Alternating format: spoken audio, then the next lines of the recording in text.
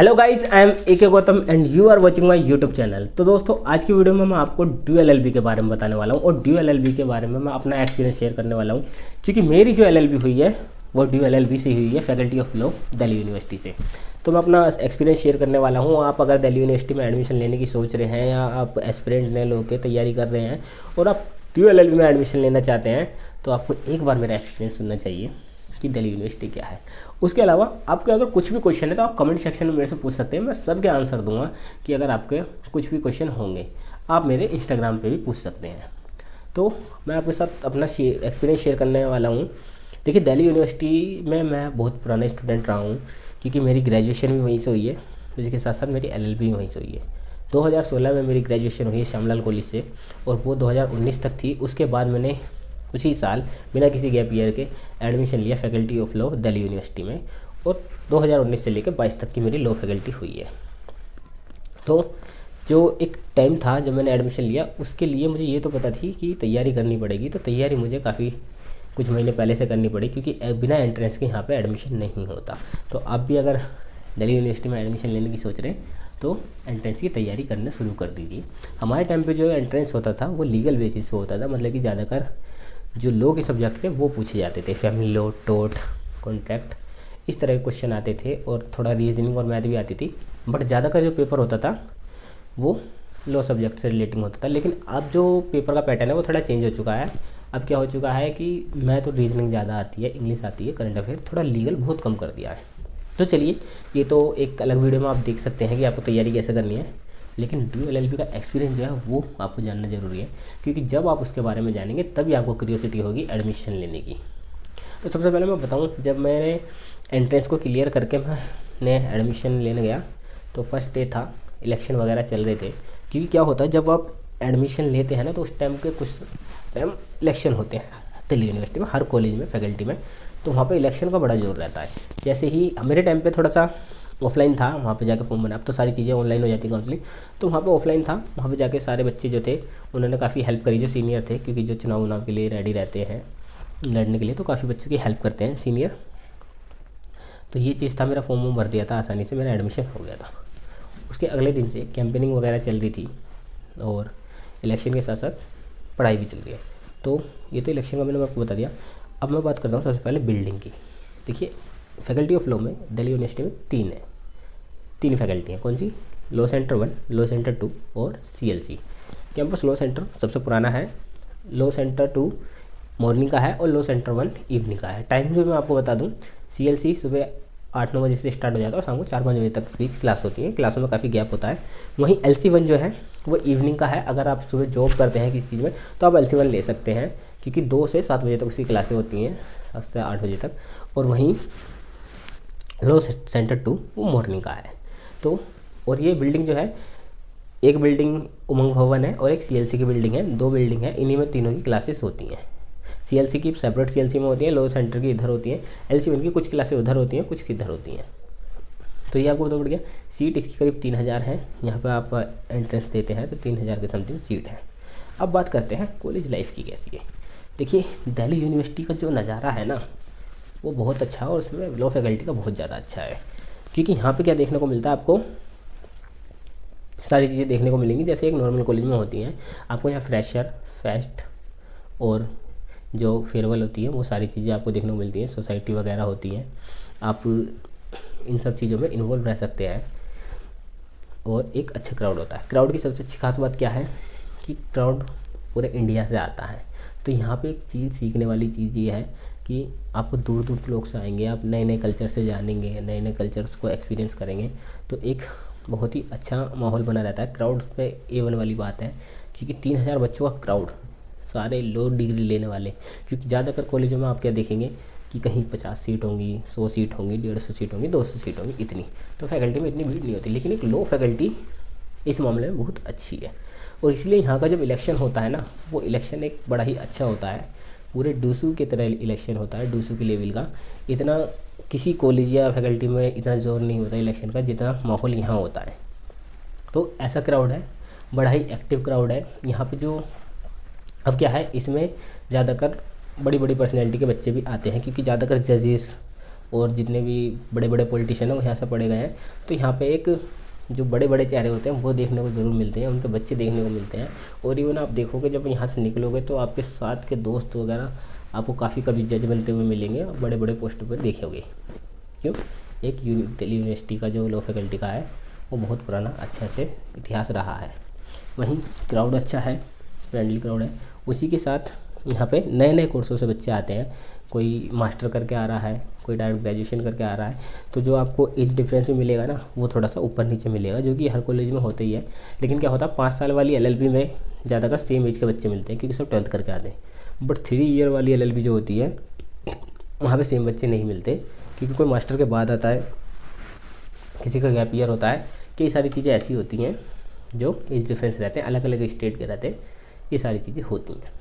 अब उसके बाद अगर आप सोसाइटी में इंटरेस्टेड है तो आप सोसाइटी भी लीजिए। सोसाइटी कौन कौन सी है? लीगल एड की सोसाइटी है, क्रिमिनल लॉ की भी सोसाइटी है, उसी के साथ साथ मूट कोर्ट की सोसाइटी भी है। मूट कोर्ट ये होता है एक इमेजिनरी कोर्ट होती है, वहाँ पे आप पूरे लिटिगेशन की तरह आप काम करते हैं, तो इसलिए मूट कोर्ट की सोसाइटी भी है।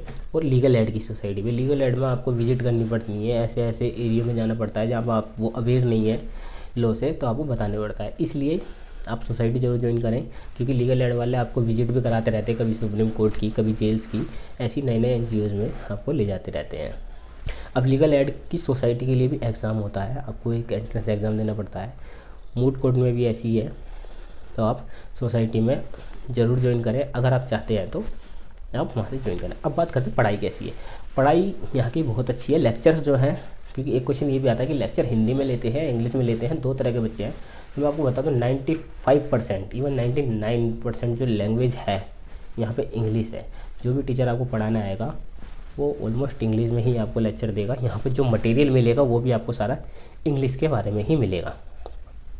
तो ऐसा नहीं है कि आप हिंदी में नहीं दे सकते, आप हिंदी में पेपर भी दे सकते हैं, हिंदी में क्वेश्चन भी पूछ सकते हैं। अगर आप हिंदी में क्वेश्चन पूछेंगे तो टीचर आपको हिंदी में भी समझा देगा, ऐसा नहीं है कि वो इंग्लिश ही बोलेगा। लेकिन मैं एक इन्वायरमेंट बता रहा हूँ आपको, जो इन्वायरमेंट क्या होता है वो ज़्यादातर इंग्लिश वाला इन्वायरमेंट है। इवन जो वहाँ के बच्चे हैं ज़्यादातर बच्चे इंग्लिश में ही पेपर देते हैं, इसलिए इसकी वजह से थोड़ा मुश्किल ये हो जाता है कि आपको हिंदी के मटेरियल मिलने में दिक्कतें होती हैं।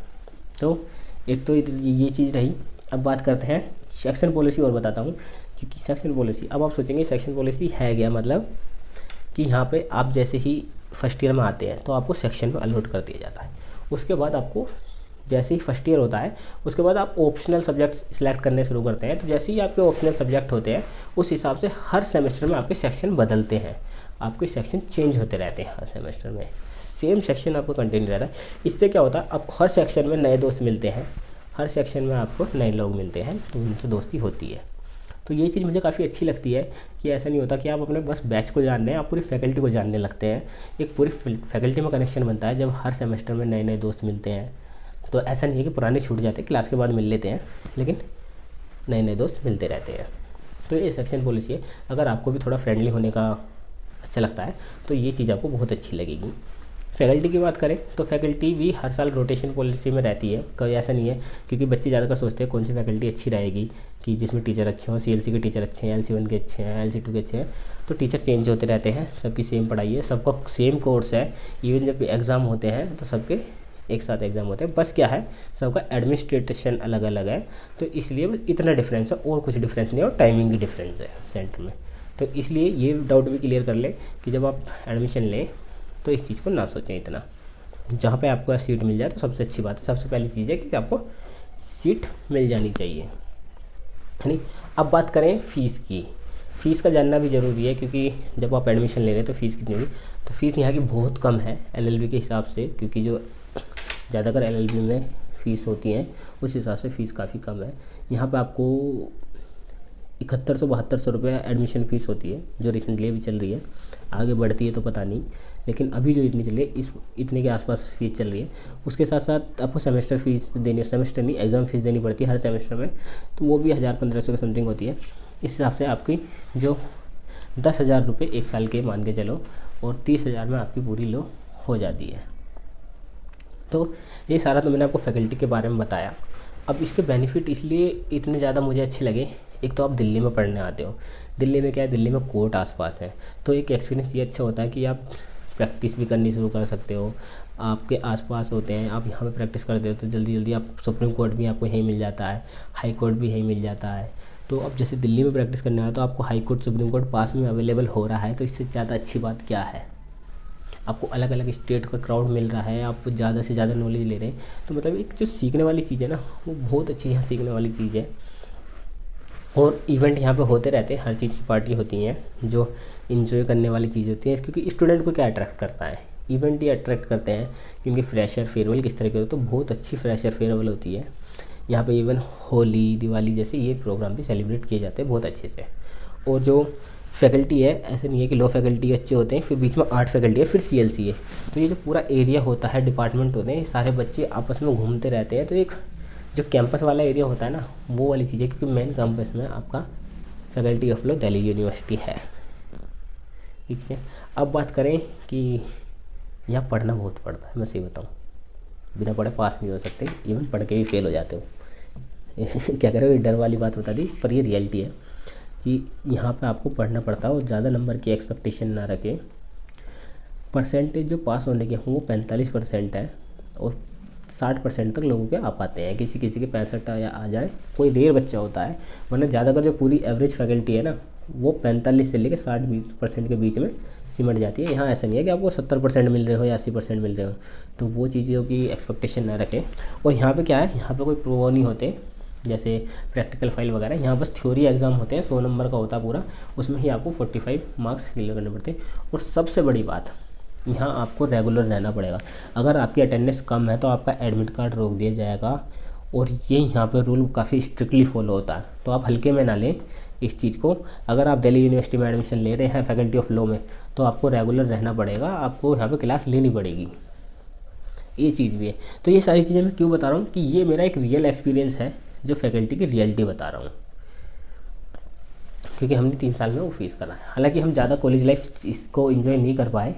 वो किस लिए, क्योंकि जब मेरा एडमिशन हुआ 2019 में, उसके 7-8 महीने बाद ही लॉकडाउन लग चुका था कोविड की वजह से, और काफ़ी वो 1-1.5 साल तक रहा। फिर तो हमें लास्ट सेमेस्टर मिला और शुरू का 1 साल कुछ हमें जाने को मिला, तो ज़्यादा हमें कॉलेज जाने को नहीं मिला। लेकिन फिर भी इस बीच में हमने काफ़ी सारा एक्सपीरियंस कर लिया, क्योंकि दिल्ली यूनिवर्सिटी में हम काफ़ी टाइम से हैं। मेरी ग्रेजुएशन, इवन एक पोस्ट ग्रेजुएशन भी मेरी दिल्ली यूनिवर्सिटी से है, और लॉ भी, तो कम से कम 7-8 साल का एक्सपीरियंस है।